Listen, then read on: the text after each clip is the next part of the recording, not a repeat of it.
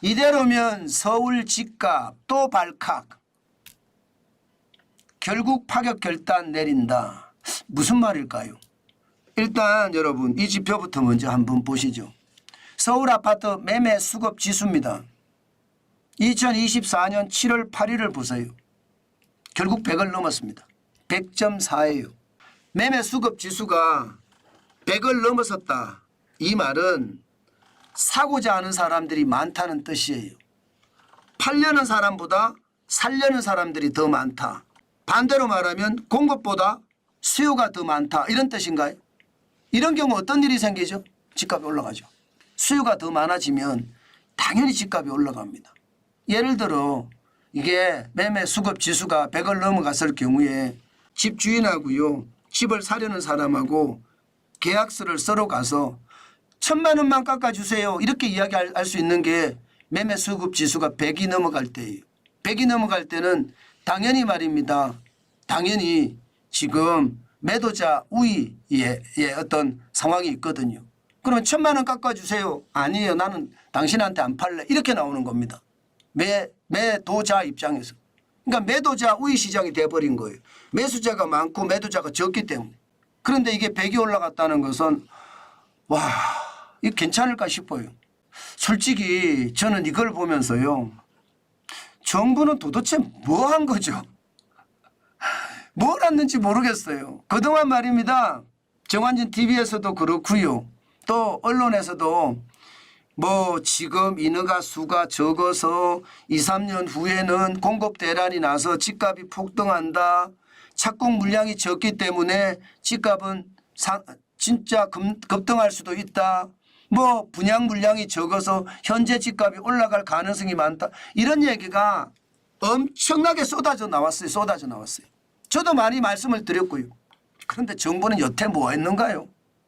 저는 그런 게 답답해요. 장관이라는 자리가 바로 말입니다. 집값을 안정화시켜 가고 사람들이 국민들이 살기 편하게 만들어주는 거, 그런 데가 장관 자리 아닌가요? 그런데 이 장관이라는 사람들이 도대체 장관 역할을 하는지 모르겠습니다. 집값이 이렇게 올라간다는 신호는 올 초부터 왔어요. 올 초부터 왔는데 이게 이제 서울 아파트 매매 수급 지수가 100을 넘어서니까 뭐 움직이는 모양새. 제가 여러분 지금 결국 파격 결단 내린다고 했잖아요. 결국은 파격 결단을 내릴 수밖에 없을 겁니다. 무슨 얘기냐? 이 정도면 정부의 부동산 대책이 나와야 됩니다. 그동안 윤석열 정부의 부동산 대책은 제대로 된 게 한 번도 안 나왔거든요. 이제는 나와야 돼. 계속 공급한다는 이야기는 계속했지만 이제는 집값 대책이 나와야 된다니까요. 게다가 집값 대책도 완전히 파격적인 결단이 내리지 않으면 안 된다. 저는 그런 생각을 해봅니다. 왜? 지금 보세요. 매물이 줄어들고 있어요. 좀 겁나요. 7월 17일 현재 서울 아파트 매물을 보면 8만 1,167건입니다. 4월 11일까지만 하더라도 8만 2,292건이었거든요. 물론 뭐 줄어드는 게 그렇게 크지는 않습니다. 그러나 4월 4일 10만 2,085건에 비하면 지금 서울 아파트 매매도 많이 거둬들이고 있죠. 이거는요. 아직까지 많이 뭐 엄청나게는 아닙니다. 연초 대비하면 9.8%가 늘은 건 사실이지만 분위기가 뭔가 싸합니다.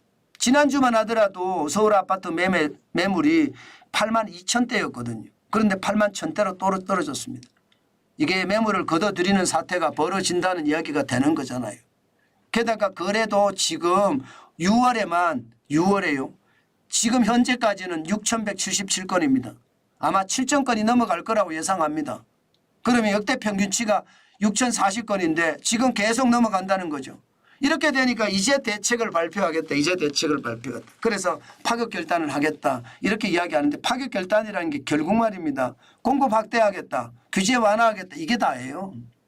그중에 규제 완화하겠다는 분양가 상한제 규제를 완화한다. 이게 파격 결단 중에 하나일지도 모릅니다. 아마 그렇게 되면 자칫 잘못하면 분양가 상한제 규제를 완화한다. 이거 쉽지 않아요. 자칫 잘못하면 이게 또 집값을 더 올릴 수도 있어요. 공급이 많을 때는 그렇지 않을 수도 있는데요. 공급이 적을 때는 분양가 상한제 이거 폐지하면, 폐지는 안 하겠지만 규제를 완화하면 오히려 집값을 올릴 수도 있습니다. 또 여기에다 수도권에 6만 가구 더 짓는다고 합니다. 신규 2만 가구에 3만 7천 가구를 더 추가한다고 해요. 아직까지 발표는 안 됐습니다. 아마 발표하겠죠.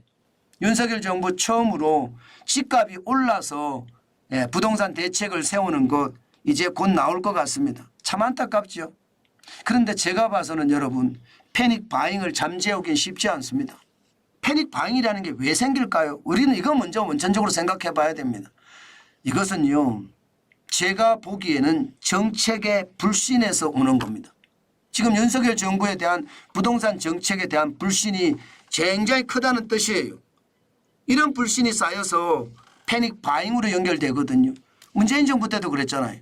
규제. 문제없다. 계속 남발했습니다. 아니 공급 충분하다. 근데 결국은 아니었잖아요. 그 바람에 집값이 폭등한 거잖아요. 정책을 못 믿겠다. 장관을 못 믿겠다. 아니 지금 윤석열 정부의 국토교통부 장관 박상우 장관인가요? 여기도 마찬가지예요. 여기도 지금 이게 일시적인 현상이다 이렇게 이야기했거든요. 여러분 일시적인 현상이면 이게 여러분 이렇게 쭉쭉쭉쭉 계속 올라가지 않습니다. 순차적으로 올라가잖아요. 일시적인 현상이면 이렇게 순차적으로 올라가지 않고요. 툭 튀어 올라갑니다. 툭 튀어 올라갑니다. 그런데 지금 2024년 1월에 2612건이잖아요. 그게 계속 우상향합니다. 우상향. 이게 문제라는 거예요. 게다가 매물도 지금 줄어드는 모양새가 보이고요. 여기에다가 더 놀라운 것은 아파트 매매 수급 지수가 쭉 올라가서 100을 올라갔으니까. 이런데도 일시적인 현상일까요? 저는 잘못된 판단이 결국 정책에 대한 불신을 만들어내고요. 정책에 대한 불신은 투자 심리를요 굉장히 불안하게 만듭니다. 이것이 패닉 바잉으로 연결이 돼서 집값이 폭등할 수도 있다. 저는 그런 생각도 해봅니다. 지금은. 과거와 지금의 어떤 상황이 다릅니다. 저는 지금까지 계속 그런 이야기했어요. 집값은 폭등은 없어. 왜냐하면 폭등 올라 그러면 정부가 공급 대책을 내놓을 거야. 제가 그렇게 말씀을 드렸잖아요. 지금 그런 상황이 지금 와 있다고 저는 봅니다. 아마 이게 어떤 식으로 갈지 좀 더 지켜봐야 되겠지만 분명한 것은 공급에 대한 신호, 인허가에 대한 것, 착공에 대한 것, 분양 물량에 대한 것 이거 늘리지 않고는요. 또 확실한 지표를 내세워서 실제로 보여주지 않는 한 패닉 바잉을 잡기가 쉽지 않을 수도 있다.